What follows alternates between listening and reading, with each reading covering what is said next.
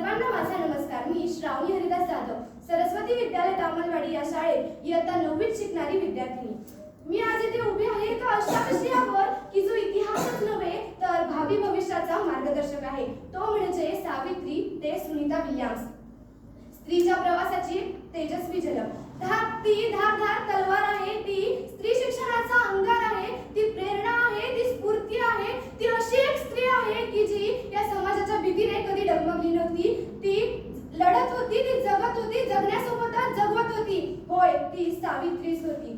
होय, ती सावित्रीच होती. भारताच्या पहिल्या महिला शिक्षिका सावित्रीबाई फुले यांनी मुलींच्या अंधाऱ्या जीवनात ज्ञानाची ज्योत पेटवली. म्हणूनच त्यांचे नाव आज जगात खूप मोठे झाले आहे. 1818 साली जेव्हा मुलींना स्त्रियांना शिक्षण देण्यासाठी मान्यता नव्हती, तेव्हा पुण्यातल्या भिडेवाड्यात सावित्रीबाई फुले यांनी मुलींची पहिली शाळा सुरू केली. लोकांनी अंगावर चिखल टाकला, दगडफेक केली, पण न डगमगता त्या स्त्रीने संपूर्ण पिढीला शिक्षणाचा प्रकाश दिला. म्हणून मला असे वाटते की स्त्रियांच्या शिक्षणाची खरी सावित्री तूच कैवारी. तुझ्यामुळेच शिकत आहे आज प्रत्येक नारी. तुझ्यामुळेच शिकत आहे आज प्रत्येक नारी. पण खरंच त्या काळात एखादी स्त्री शाळा चालवते हे क्रांतीचंच कार्य म्हणावं लागेल.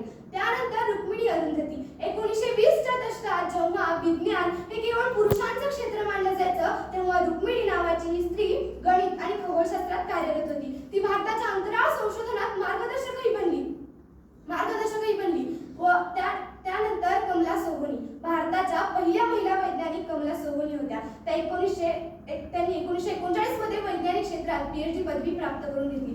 सुरुवातीला त्यांना भारतीय विज्ञान संस्थेत संशोधन करण्यासाठी नकार दिला गेला, कारण त्या एक स्त्री होत्या. पण त्यांनी हार मानली नाही. पुढे त्यांना भारतीय विज्ञान संस्था बेंगळुरू येथे काम करण्याची संधी मिळाली. त्यांनी खूप छान काम केले. म्हणूनच भारताच्या इतिहासात प्रथमच महिलांना संशोधन करण्यासाठी स्वीकारलं गेलं. ते फक्त कमला सोहोनी यांच्यामुळेच. कुपोषित मुलांसाठी असलेल्या नीरा या पेयावरील त्यांच्या कामाबद्दल त्यांना राष्ट्रपतीय पुरस्काराने सन्मानित करण्यात आलं. नवी दिल्ली येथे इंडियन काउन्सिल ऑफ मेडिकल रिसर्चने आयोजित केलेल्या समारंभात त्या सन्मानित होऊन खाली कोसळल्या.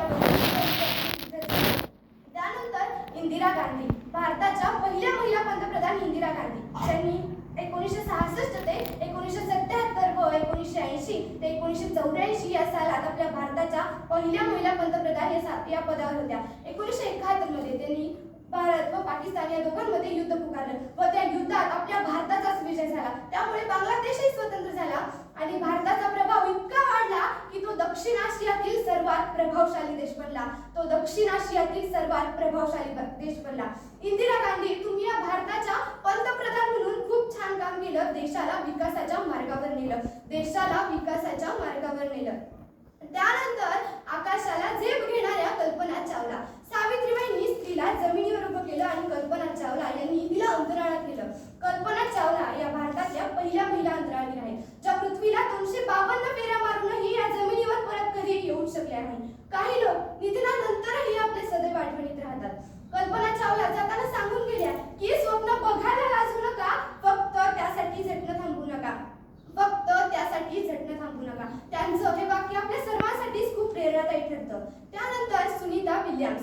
अमेरिकेतील संस्था नासामध्ये कार्यरत असलेल्या त्या मूळच्या भारतीयच होत्या. एकाच वेळी योग प्रशिक्षक, पायलट आणि वैज्ञानिकही होत्या. त्या अंतराळात 195 दिवस राहिल्या व त्यांनी यानात त्यांच्या बरोबर भारतीय झेंडा नेला आणि नम्रपणे नमस्कार केला. जगात सांगितलं, मी जरी अमेरिकन असले तरी माझ्या धमन्यात फक्त भारतीयच रक्त आहे. त्यांनी अंतराळात शारीरिक व मानसिक क्षमता वाढवणारे वेगवेगळे प्रयोग केले. अंतराळ क्षेत्रात महिलांचे स्थान वाढवण्यासाठी त्यांनी खूप मोठी मदतही केली आणि भारतीय विज्ञान संस्थेत त्यांचे खूप मोठे योगदानही आहे. त्यांचे कष्ट, परिश्रम आणि आत्मविश्वास आजच्या तरुणांसाठी खूपच प्रेरणादायी ठरतो. त्यांच्या कर्तृत्वामुळेच आज जगभरात भारताचा गौरव खूप वाढला आहे. सुनीता विल्यम्स या नावातच आपल्या भारताचा आत्मविश्वास झळकतो. मित्रांनो, सावित्री ते सुनीता विल्यम्स हा प्रवास आहे शिक्षणापासून सृष्टीपर्यंतचा. हा प्रवास आहे पळण्यापासून अंतराळापर्यंतचा आणि हा प्रवास आहे झाकलेल्या ओट्यापासून ते नासाच्या प्रयोगशाळेपर्यंतचा. आज जर सावित्रीबाईंनी स्त्रिया शिकवलंच नसतं तर कदाचित सुनीता विल्यम्स यांनी भारत म्हणत अंतराळात यान उड्डाण केलंच नसतं. आजच्या मुलींसाठी संदेश. तुमच्या हातात जे पुस्तक आहे ते केवळ अभ्यासासाठीच नव्हे तर क्रांतीची मशाल ही तुमच्या हातात आहे. तुम्ही कुठून आला त्यापेक्षा कुठे पोहोचू शकाल हे महत्त्वाचं आहे. तुमच्यासारख्याच एका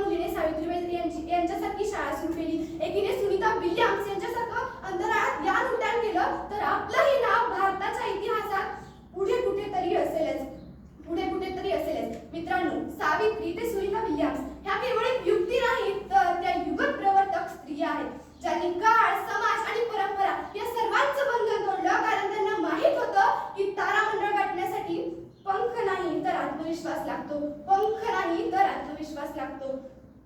आत्मविश्वास. मित्रांनो, या स्त्रियांनी आपल्याला दाखवून दिलं की एक स्त्री खूप काही करू शकते. तिच्याकडे क्षमता, बुद्धी आणि इच्छाशक्ती असेल तर ती कोणत्याही क्षेत्रात यश मिळवू शकते. म्हणूनच तिच्या कर्तृत्वाला, तिच्या नेतृत्वाला, तिच्या सहनशक्तीला आणि तिच्या त्यागाला माझा सलाम आहे. आपण सर्वांनी त्यांच्या प्रेरणेतून शिकून आपलं स्वतःचं आकाश निर्माण करूया. जय हिंद, जय भारत.